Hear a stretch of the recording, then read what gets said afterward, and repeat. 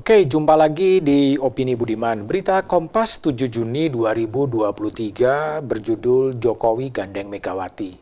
Judul itu menarik, apalagi di halaman muka koran itu disuguhkan foto ketika Presiden Jokowi menggandeng Ketua Umum PDI Perjuangan Megawati Soekarno Putri. Megawati adalah Presiden kelima. Peristiwa politik itu kemudian ditafsirkan banyak kalangan. Di antaranya adalah peristiwa itu dilakukan untuk menjawab berbagai spekulasi soal kerenggangan hubungan antara Presiden Jokowi dengan Megawati.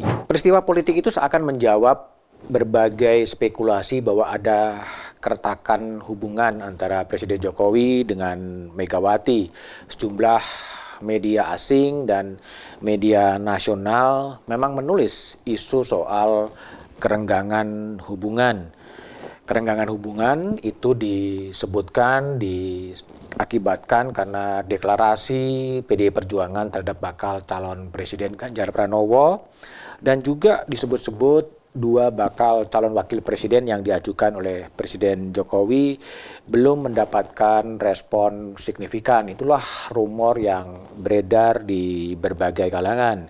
Spekulasi pun kemudian liar. Kalau kita mengutip pengamat politik dari BRIN, Firman Nur, melihat bahwa pertemuan Megawati Jokowi adalah panggung dramaturgi politik Indonesia. Memang di Indonesia panggung depan kadang-kadang memang berbeda dengan panggung belakang. Namun bagi saya sendiri pertemuan Presiden Megawati itu penting. Pertemuan tokoh-tokoh bangsa, pertemuan presiden, para mantan presiden justru harus terus dilakukan. Bahkan presiden ke-6 seperti Presiden Susilo Bambang Yudhoyono juga harus dilibatkan untuk bertemu dengan Presiden Jokowi, bertemu dengan Presiden Megawati untuk berbagi pengalaman, berbagi pandangan bagaimana mengatasi dunia yang berubah. Saya pikir itu sesuatu yang baik. Kalau di Amerika yang menganut sistem demokrasi liberal ada namanya Presiden Club. Mengapa di Indonesia yang berdasarkan kepada Pancasila yang asasnya adalah musyawarah, mufakat, tidak mungkin dilahirkan semacam Presiden Club di mana presiden dan para mantan presiden bisa saling berkomunikasi, bisa saling berbagi pengalaman, bisa berbagi keprihatinan. Itu adalah hal yang sebetulnya amat baik bagi bangsa ini. Karena apapun mantan presiden ataupun presiden sama-sama punya tanggung jawab moral untuk mengawal negeri ini dengan berbagai problematika kebangsaan. Daripada kemudian mantan-mantan presiden tidak saling berkomunikasi tetapi justru melontarkan pendapat-pendapat kepada publik yang cenderung menakut-nakutin, cenderung mengintimidasi atau cenderung membuat jenuh publik yang sudah rumit dengan urusannya sendiri.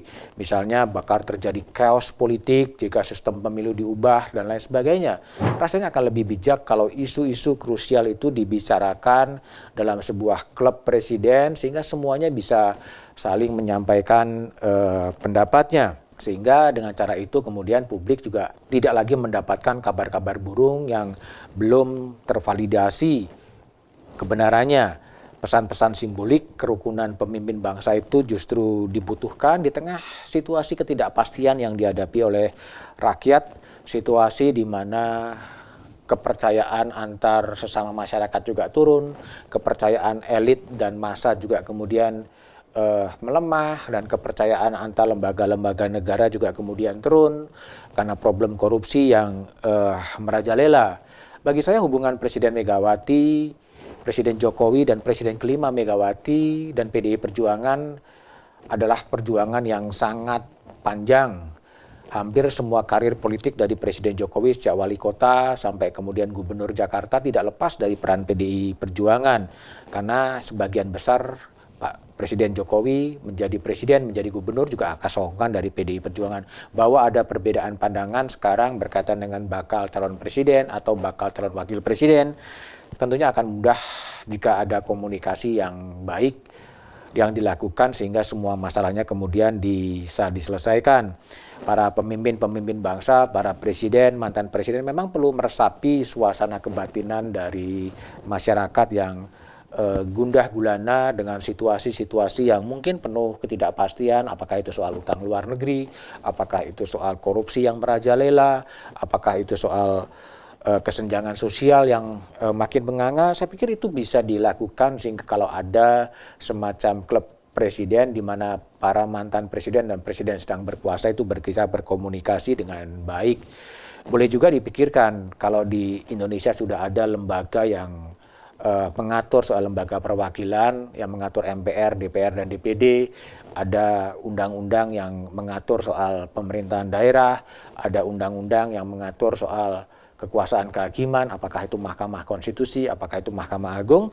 Mungkin juga perlu dipikirkan adanya undang-undang pemerintahan nasional atau undang-undang soal kepresidenan yang mengatur soal hak dan kewajiban seorang presiden, tapi menyangkut juga kemudian code of conduct atau kode etik dari presiden-presiden yang pernah menjabat, termasuk juga mengatur bagaimana komunikasi antar presiden ini bisa dikelola dengan baik sehingga rakyat membutuhkan keteduhan, bukan justru peristiwa-peristiwa politik itu menimbulkan kecemasan atau kekhawatiran dari publik.